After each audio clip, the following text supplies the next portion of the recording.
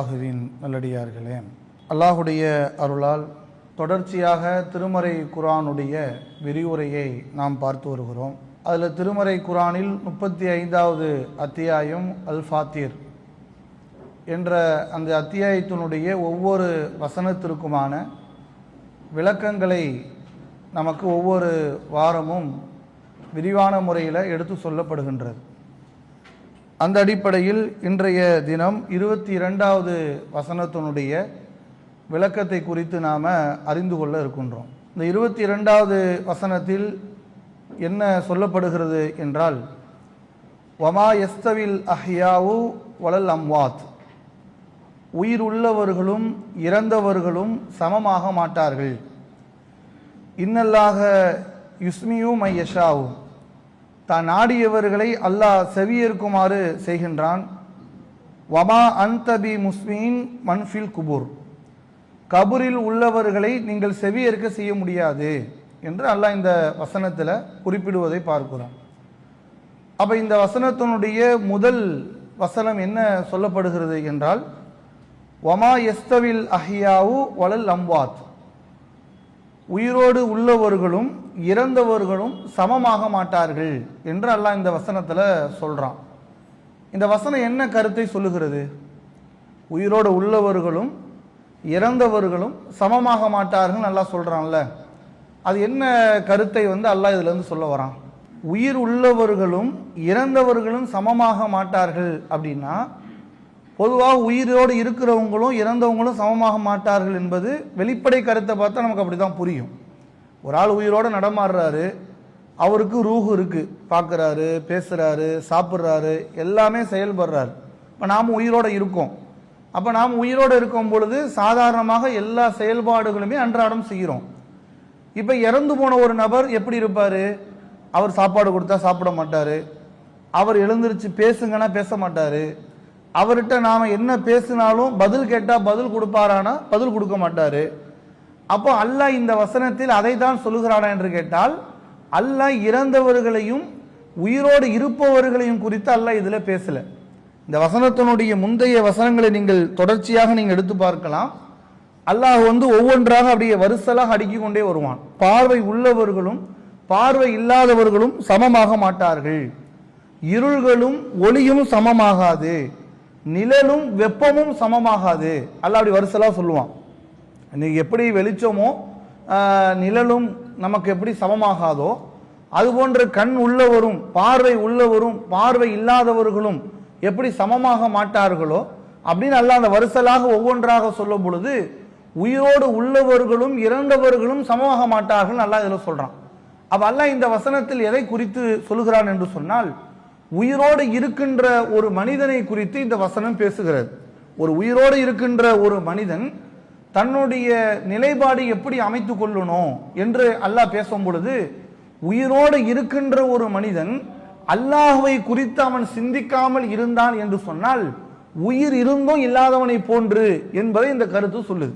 இதை நம்ம எப்படி விளங்கி கொள்ளலாம் என்று நீங்க பார்த்தீங்கன்னா, குர்ஆன்ல பல்வேறான வசனங்களை நீங்கள் எடுத்து பார்க்கலாம். 22வது அத்தியாயம் 46வது வசனம், அதில் அல்லாஹ் சொல்லி காட்டுறான், அஃபலம் யஸிரு ஃபில் அர்லி, அவர்கள் பூமியிலே பயணிக்கவில்லையா அப்படின்னு அல்லாஹ் நம்மை பார்த்து கேட்கிறான். அவர்கள் இந்த பூமியிலே பயணிக்கவில்லையா? ஃபதகூன லஹும் குலூபுன், அவர்களுக்கு உள்ளம் இருக்கும், யாக்கிலூன பிஹா, ஆதானு யஸ்மஊன பிஹா, அவர்களுக்கு விளங்கும் உள்ளங்களும் கேட்கும் காதுகளும் ஏற்பட்டிருக்கும். அல்லாஹ் அந்த அடுத்து இந்த 22வது அத்தியாயத்தில் என்ன சொல்றான்னா, பூமியை நீங்க போய் சுற்றி பாருங்க, நீங்க பூமியில எப்படி எல்லாம் இருக்கிறது என்பதை நீங்கள் ஒவ்வொன்றாக நீங்கள் பாருங்கள், அல்லாஹ்வுடைய அத்தாட்சிகளை பாருங்கள், இறைவனுடைய சான்றுகளை பாருங்கள், மனிதன் எப்படி படைக்கப்பட்டிருக்கிறான் என்பதை பாருங்கள். எல்லா விஷயங்களையும் இந்த மனிதர்கள் பூமியில அவர்கள் சிந்தித்து பார்த்திருந்தார்கள் என்று சொன்னால், அவர்கள் பார்க்க விளங்கும் உள்ளங்களும் கேட்கும் காதுகளும் அவர்களுக்கு ஏற்பட்டிருக்கும். ஃபஇன்னஹா லா தஅமல் அப்சார், அவர்கள் கண்கள் குருடாகவில்லை, அவர்கள் உள்ளங்கள்ல சிந்திக்கும் திறனே குருடாகி விட்டது அப்படின்னு அல்லாஹ் இந்த வசனத்துல சொல்றான். ஒரு மனிதன் இருக்கிறான், மனிதன் உலகம் ஃபுல்லா சுத்தி பார்க்கிறான். சுத்தி பார்த்தா அல்லாஹ் அவன் என்ன சொல்றான்? அவனுடைய உள்ளங்களும் சிந்திக்கிற திறனும் அவனுக்கு ஏற்படும். அவன் எதையும் சிந்திக்காமல் இருந்தான் என்று சொன்னால் அவனுக்கு பார்வை இருந்தும் அவன் குருடனாக இருப்பான். அவன் அப்ப அல்லாஹ் இந்த வசனத்தில் எதை குறித்து சொல்லுகிறான் என்றால், ஒரு மனிதனுடைய உள்ளத்தை குறித்து அல்லாஹ் இந்த வசனத்துல பேசுறான். இந்த உயிர் உள்ளவர்களும் உயிர் அற்றவர்களும் சமமாக மாட்டார்கள் நல்லா சொல்றான்ல. அப்ப அல்லாஹ் என்ன அங்கு விஷயத்துல நமக்கு குறித்து சொல்லப்படுது என்றால், ஒரு மனிதன் உயிரோடு இருக்கிறான் என்று சொன்னால் அவனுடைய உள்ளத்தை தொடர்பு படுத்தி அல்லாஹ் இதில் பேசுவதை பார்க்கிறோம். ஒரு மனிதன் உயிரோடு இருக்கிறான் என்பதற்கு என்ன எப்படி நம்ம விளங்கி கொள்ள முடியும்? எல்லோரும் உயிரோடு தான் இருந்துகிட்டு இருக்கோம். எல்லாரும் என்ன செய்யறோம்? நாம சாப்பிடுறோம், தூங்குறோம், பேசுறோம், வெளி உலகங்களை சுத்துறோம், போறோம். அன்றாட நம்ம உயிரோடு தான் நடமாடிக்கிட்டு இருக்கிறோம். ஆனால் உயிரோடு இருப்பவர்களை கூட அல்லாஹ் உயிர் அற்றவர்கள் என்று அல்லாஹ் சொல்றான். எப்ப அல்லாஹ் சொல்றான் தெரியுமா? ஒரு மனிதனுடைய உள்ளத்தில் அவன் சரியான முறையில் அந்த உள்ளத்தை அவன் சிந்திக்கிற தன்மை கொண்டதாக அதை ஆக்கவில்லை என்று சொன்னால் உயிர் இருந்தும் இல்லாதவனை போன்று என்று அல்லாஹ் சொல்றான். அப்ப உள்ளத்தை தொடர்பு படுத்தி அல்லாஹ் இதுல பேசக்கூடியதை பார்க்கிறோம். அப்ப உள்ளம் என்பது உயிரோடு இருக்குதா இல்லையா என்பது நம்ம எப்படி தெரியும்? ஒரு மனிதனுடைய உள்ளம் உயிரோடு இருக்குதா இல்லைன்னு எப்படி தெரியும்? டாக்டர்கிட்ட போய் செக் பண்ணி பார்த்துட்டு சார் இன்னைக்கு உயிரோட இருக்கிறா இல்லையா கேட்போமா? நம்ம உயிரோடு இருக்கிறதுனால தான் டாக்டர்கிட்டே போகிறோம். இப்ப அது கொஸ்டின் அல்ல. அப்ப அல்லாஹ் இதுல என்ன சொல்ல வரான்? ஒரு மனிதன் தன்னுடைய உள்ளம் உயிரோட்டத்தோடு தான் இருக்கிறது என்பதை எப்படி விளங்கிக் கொள்ள முடியும் என்று சொல்லும் பொழுது சில காரணங்களை நமக்கு திருமறை குர்ஆன் சொல்லுகிறது. இப்ப நம்ம எல்லாம் இருக்கிறோம் அப்படின்னு வைத்துக் கொள்ளுங்கள். நம்மளுடைய உள்ளம் உயிரோட்டத்தோடு தான் இருக்கிறது என்பதை நம்ம எப்படி புரிஞ்சுப்போம்? இப்ப நம்ம உயிரோட்டத்தோடு தான் இருக்கிறோம், ரத்தம்லாம் ஓடுதுங்க, ஹார்ட் பீட்லாம் இருக்குதான் செய்யுது. அந்த அல்லாஹ் இதுல சொல்லல.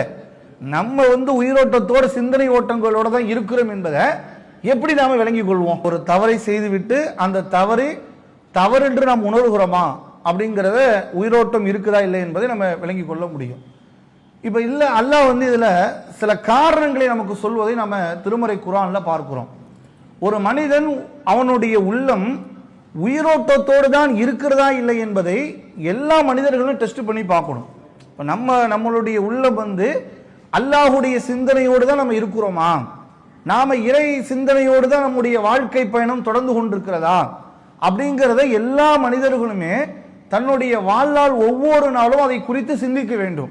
நீங்கள் திருமறை குர்ஆன்ல 7வது அத்தியாயம் 179வது வசனத்தை எடுத்து பாருங்க.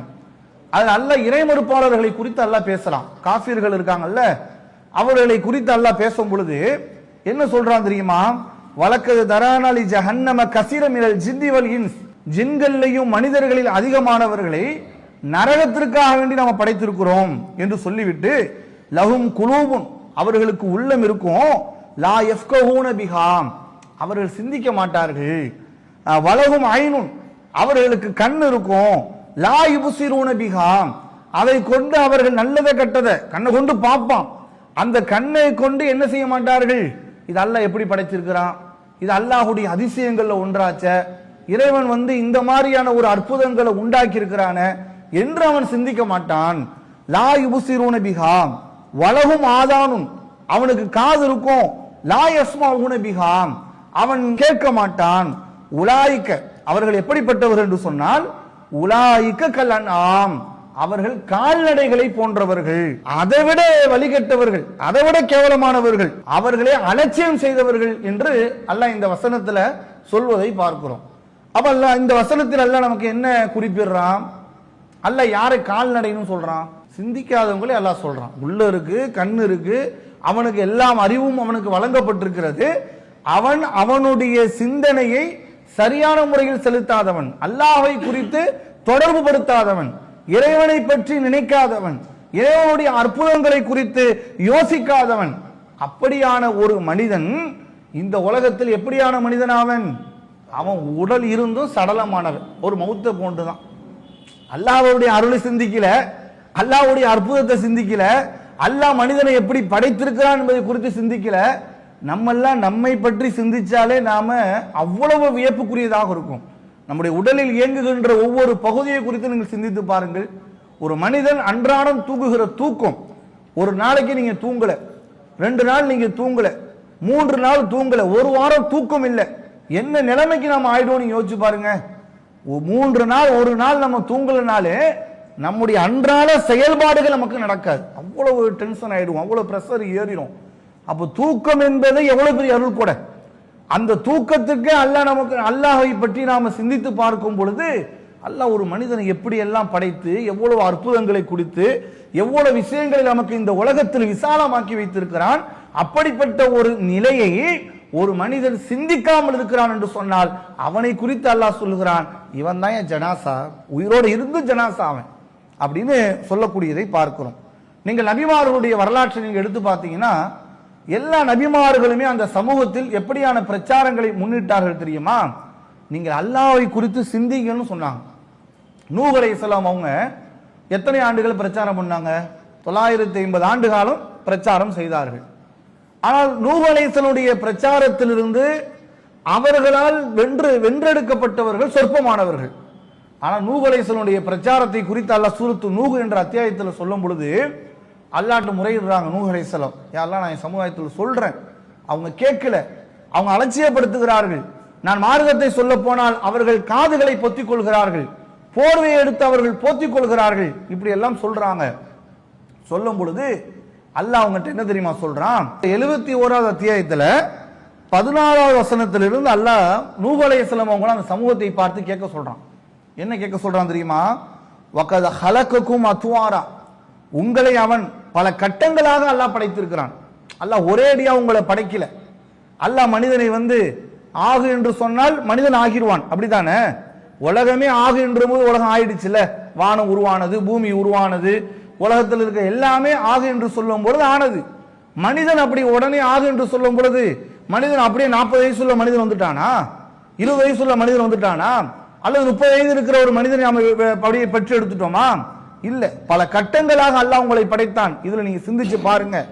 அலம் தர கைஃப ஹலக்கல்லாஹு ஸமாவாத்தின் திபாகா, எவ்வாறு 7 வானங்களை அல்லாஹ் அடுக்கடுக்காக படைத்துள்ளான் என்பதை நீங்க சிந்தித்து பாருங்கள்.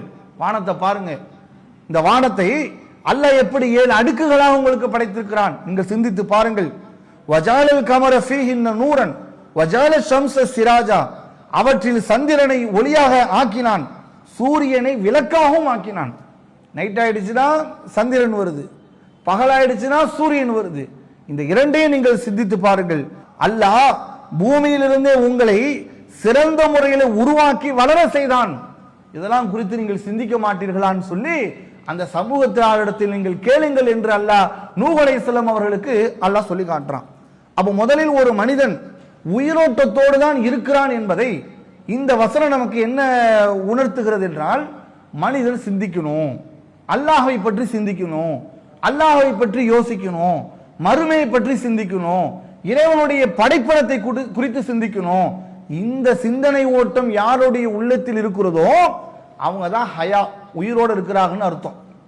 அந்த சிந்தனை ஒரு மனுஷனுக்குள்ள வரலனா அவன் மௌத்து, உயிர் இருந்தும் மௌத்தாகத்தான் இருக்கிறான், சடலமாகத்தான் இருக்கிறான் என்பதை நாம, இது ஒரு காரணம்.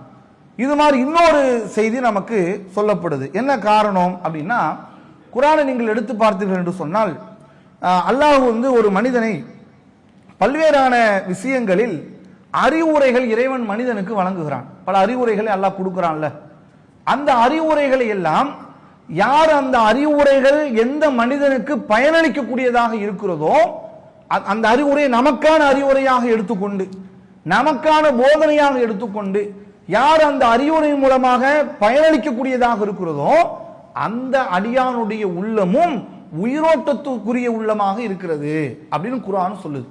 நீங்கள் திருமறை குர்ஆன்ல அன்பால் என்ற அத்தியாயத்தில் 2வது வசனம், அதில் அல்லாஹ் சொல்லி காட்டுறான், இந்த மூமின் என்பவர்கள் யார் என்று சொன்னால், அல்லாஹ்வை பற்றி அவர்களுக்கு கூறப்பட்டால் வஜிலத் குலூபஹும், அவங்களுடைய உள்ளம் நடுங்குமா. அல்லாஹ்வை பற்றியும் மறுமை பற்றியும் அல்லாஹ்வுடைய கட்டளைகளை பற்றியும் ஒரு அடியார்களுக்கு சொல்லப்பட்டால் அவருடைய உள்ளங்கள் நடுங்கும். வ இதா துலியத்து அலைஹிம் ஆயாத்துஹு ஸாதத்துஹும் ஈமானா, அவங்களுடைய அல்லாஹ்வுடைய வசனங்கள் அவர்களுக்கு ஓதி காண்பிக்கப்பட்டால் அவங்களுடைய ஈமானை அது அதிகரிக்கக்கூடியதாக இருக்கும் அப்படிங்கிற விஷயத்தை அல்லாஹ் இதுல சொல்வதை பார்க்கிறோம். அப்போ ஒரு உயிரோட்டத்தோடு இருக்கிற உள்ளம் என்பதற்கு 2வது காரணமாக அல்லாஹ் நமக்கு என்ன சொல்றான்? அல்லாஹ்வை பற்றி சொல்லும் பொழுது மனிதனுடைய உள்ளம் அந்த விஷயத்தை ஏற்றுக்கொண்டு பயனளிக்கக்கூடியதாக இருக்கணும். அறிவுரைகள் பொதுவாக நீங்க அறிவுரைகள் பார்த்தீங்கன்னா நிறைய பயான்கள்ல மக்கள் கேட்பாங்க, நிறைய பயான்கள் நிறைய ஜும்மா பயான்கள், நிறைய அற்புதமான பல்வேறான பயான்களை கேட்பாங்க. ஆனால் ஒரு அறிவுரை என்பது எப்படி ஒரு மூமினுக்கு இருக்கணுமா? அது நமக்கு நம்மளுடைய லைஃப்ல ஏதோ மாற்றத்தை உருவாக்கணும். ஒரு போதனைகள், நாம் கேட்கிற ஒரு செய்தி நம்மளுடைய உள்ளத்தில் மாற்றத்தை உண்டாக்கக்கூடியதாக அது இருக்கணும். அப்படி அந்த மாற்றத்தை உண்டாக்கக்கூடிய வகையில் ஒரு அறிவுரை ஒரு மனிதனுடைய உள்ளத்தில் பயனளிக்கும் என்று சொன்னால் அந்த உள்ளம் எப்படியான உள்ளம் என்று சொல்கிறது? உயிரோட்டமோடு இருக்கிற உள்ளம். அறிவுரை பயனளிக்கல, நம்ம ஜும்மா வாரம் ஃபுல்லா ஜும்மா, வருஷம் ஃபுல்லா ஜும்மா கேட்டிருப்போம்.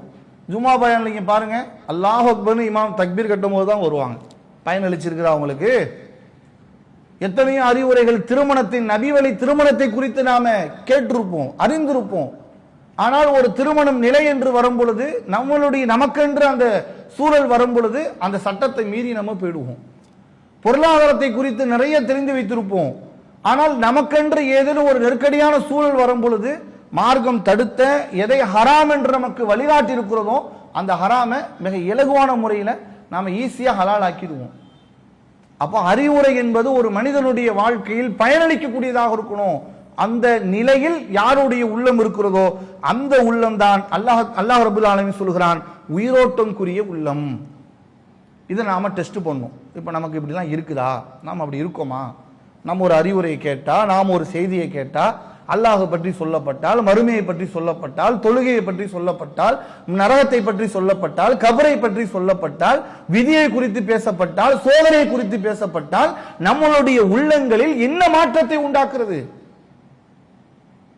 அப்ப இந்த சிந்தனை யாருடைய உள்ளங்களில் இருக்கிறதோ அது அவருடைய உள்ளம் உயிரோட்டத்துக்குரிய உள்ளம் என்று விளங்கிக் கொள்ளணும். மூன்றாவது பாயிண்ட், ஒரு தவறை மனுஷன் உணரணும்.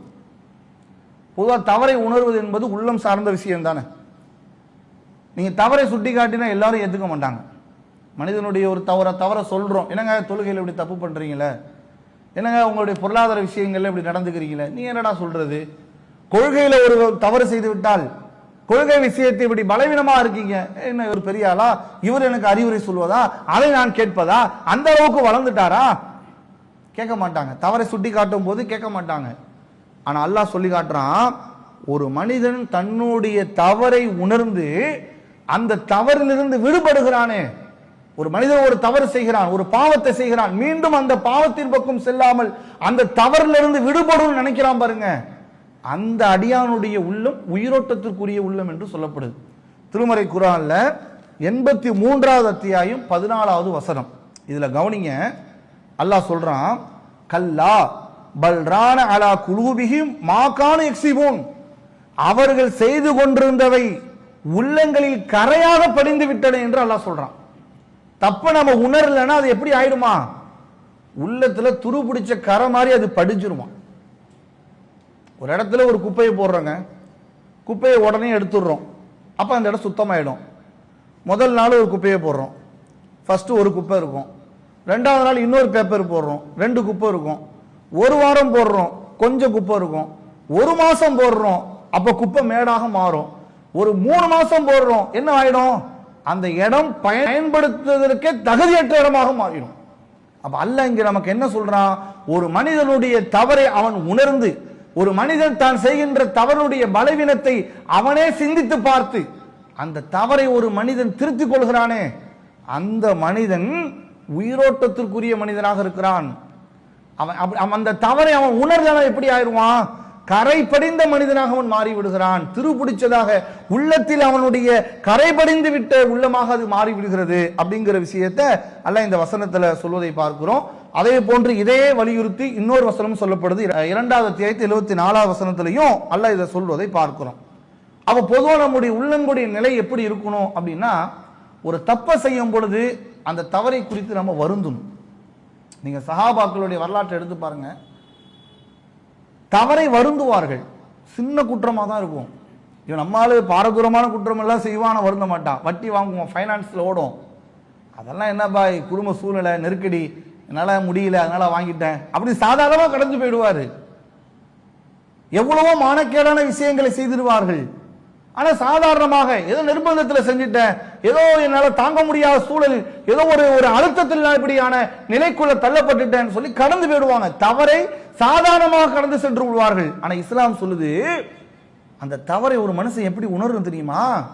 தன்னுடைய உள்ளத்தோடு தொடர்பு படுத்தி, நம்ம இப்படி தப்பு பண்றவன் இதே நம்ம திருத்திக்கிறதுல அப்படின்னு அது உணரக்கூடிய உள்ளம் தான் உயிரோட்டத்தோடு இருக்கிற உள்ளம் என்று சொல்லப்படுது. நீங்கள் சஹாபாக்களுடைய வரலாற்றை எடுத்து பாருங்க. தவறு சின்ன தவறாக இருந்தாலும் அதை உணர்ந்து அல்லாஹ்ட்ட வருந்துவாங்களாம். ஒரு நபித்தோழர் சாபித் பின் கைஸ் என்ற நபித்தோழர், திருமறை குர்ஆன்ல ஒரு வரலாறு, அல்லாஹ் ஒரு வசனத்தை இறக்குகிறான். நபி அவர்களுடைய சத்தத்தை விட உங்களுடைய சத்தத்தை நீங்கள் உயர்த்தாதீர்கள் என்று அல்லாஹ்விடமிருந்து ஒரு வசனம் அருளப்படுகிறது. இந்த நபித்தோருடைய அந்த வாய்ஸ் எப்படின்னா, சிலருடைய வாய்ஸ் பேசும் பொழுதே கிணீர்னு கேட்கும், சிலர் வாய்ஸ் கொஞ்சம் டல்லா தான் இருக்கும். அப்போ இவருடைய வாய்ஸ் எப்படின்னா, ஒரு சபையில பேசும் பொழுதே கொஞ்சம் கனமா தான் பேசுவாங்க. அப்போ இவங்க என்ன செய்யறாங்கன்னா, அழுகுறாங்க, வீட்டில இருந்து வருத்தப்படுறாங்க. நான் ரசூலுல்லாஹ்வுடைய சபையில பேச முடியாதோ, ரசூலுல்லாஹ்வுடைய சபை அவங்க சத்தத்தை விட என் சத்தம் உயர்ந்துருச்சுன்னா நான் நஷ்டவாளியாக மாறிடுவேன்னு கவலைப்படுறாங்க. ரசூலுல்லாஹ்வுடைய சபைக்கு இவங்க வரல.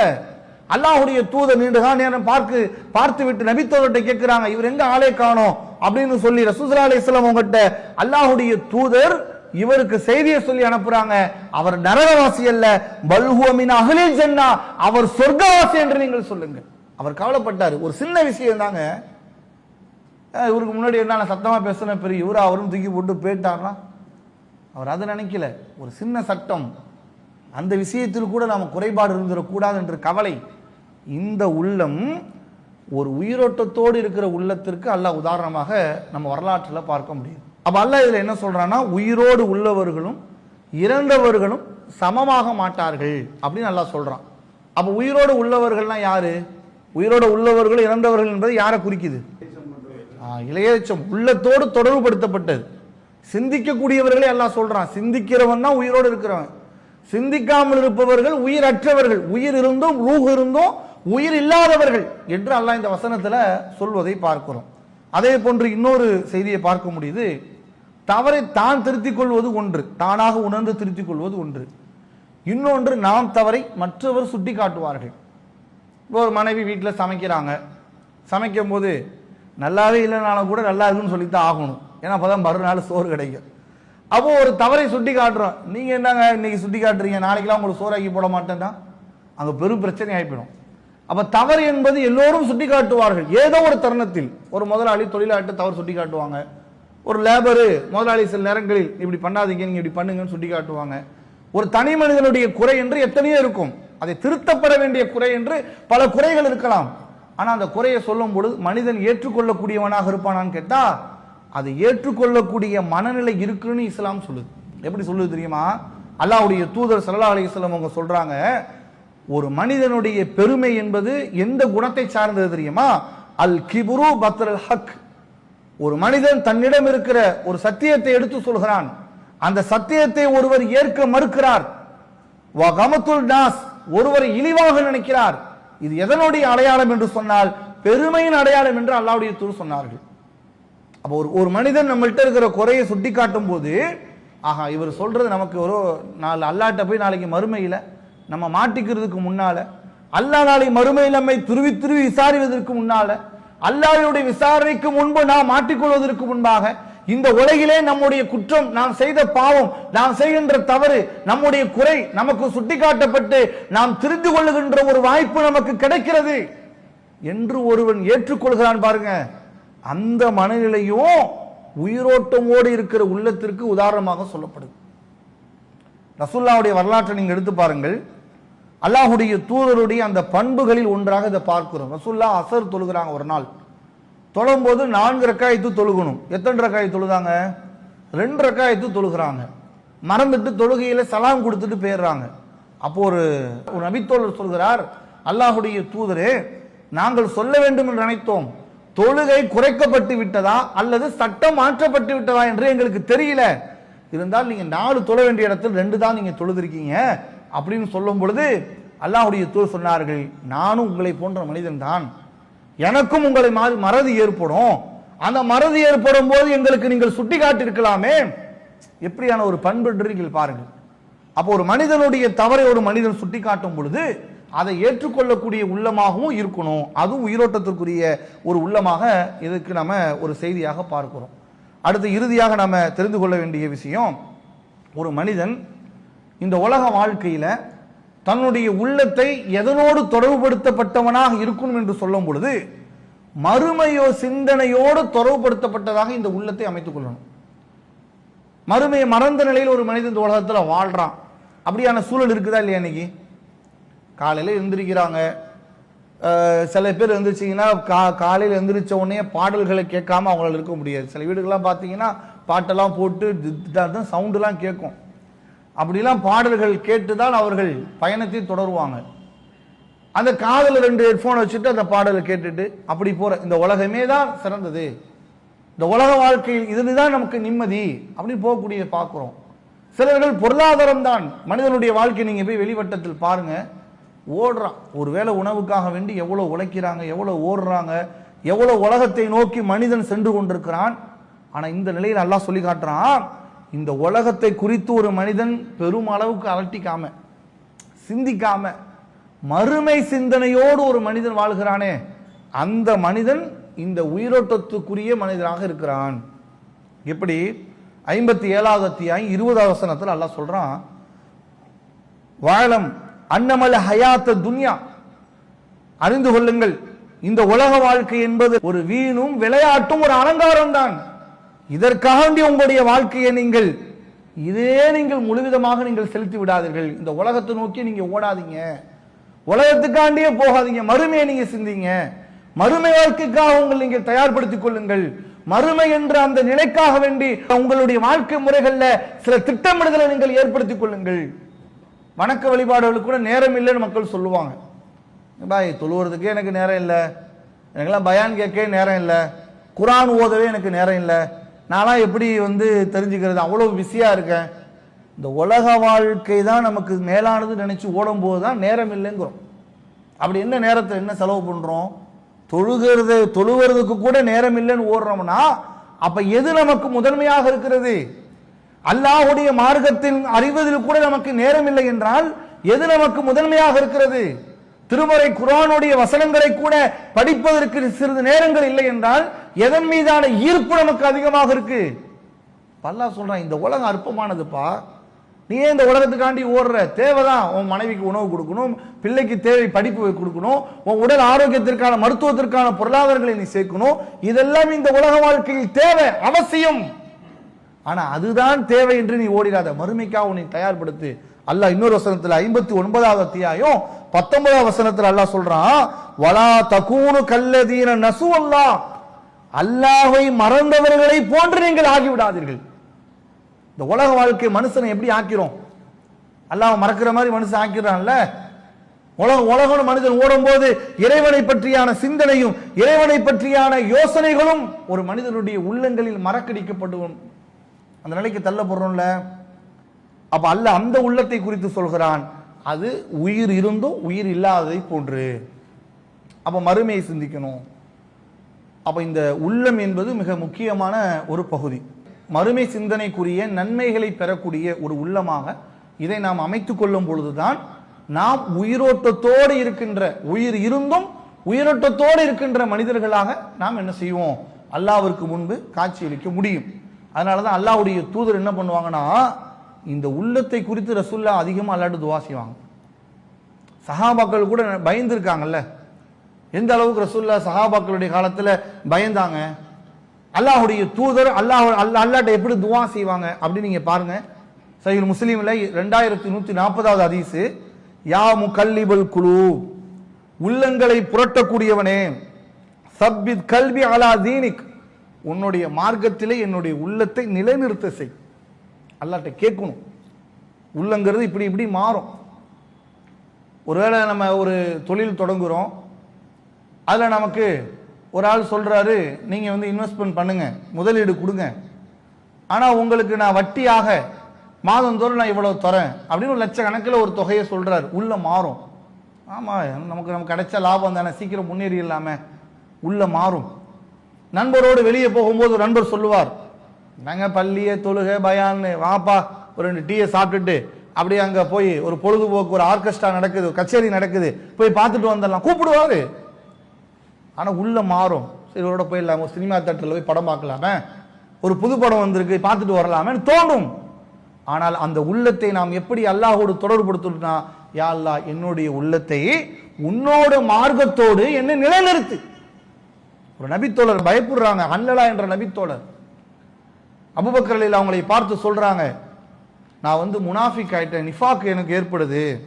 நாஃபக்க ஹன்லலா, ஹன்லலா முனாஃபிக் ஆகிவிட்டார். அபூபக்கர் ரலியல்லாஹு அன்ஹு போய் சொல்றாங்க, நான் அல்லாஹ்வுடைய தூதருடைய சபையில் இருக்கும் பொழுது தொழுகணும்னு தோணுது, மறுமை பற்றி சிந்தனை ஏற்படுது, அல்லாஹ்வை பற்றி அச்சம் உண்டாகுது. ஆனால் அந்த சபையை விட்டு என் வீட்டுக்கு போயிட்டேன்னா என் மனைவி மக்களோடு இருப்பதை எனக்கு கவனம் செலுத்தி போய் என் வணக்கத்தை நான் விட்டு விடுகிறேன். நான் முனாஃபிக் ஆயிட்டேன். முனாஃபிக்னா சாதாரண விஷயமா? நரகத்தினுடைய அடித்தட்டில் இருப்பார்கள் என்று அல்லாஹ் குர்ஆனில் சொல்கிறான்.